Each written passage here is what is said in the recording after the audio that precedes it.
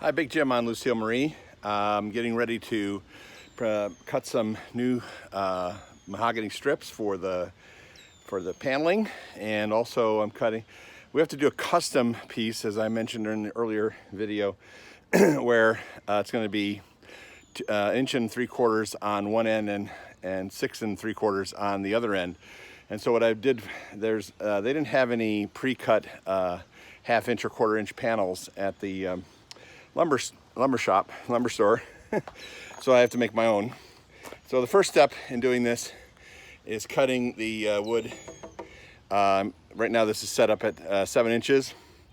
So I'm cutting that, and then once that's cut, I'm going to then cut two 1/2 inch or 1/4 inch.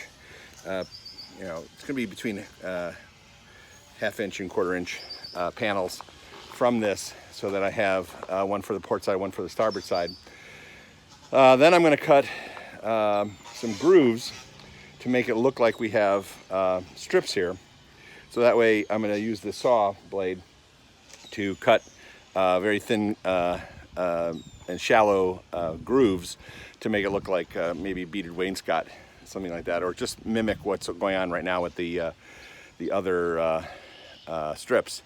And that way we'll have a solid piece of wood with grooves cut in it that will then basically mimic what's happening with the other strips. That, it's just too hard to make strips that will stretch that entire distance, because there's no place to screw them in, and then there'll be a floating edge, and I don't really want to have a floating edge.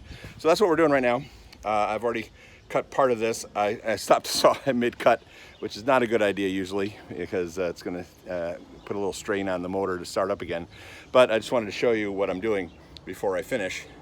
And so now when I get this done, then I'm going to set the blade up, and at 7 inches we're going to have to do a 3.5 inch deep cut on two sides, and that's going to be hard to do, to make sure that we get a nice smooth cut. And then I'm going to do that again to remove whatever waste is left on the piece. Anyways, so cross your fingers and hope I don't lose one. Bye now.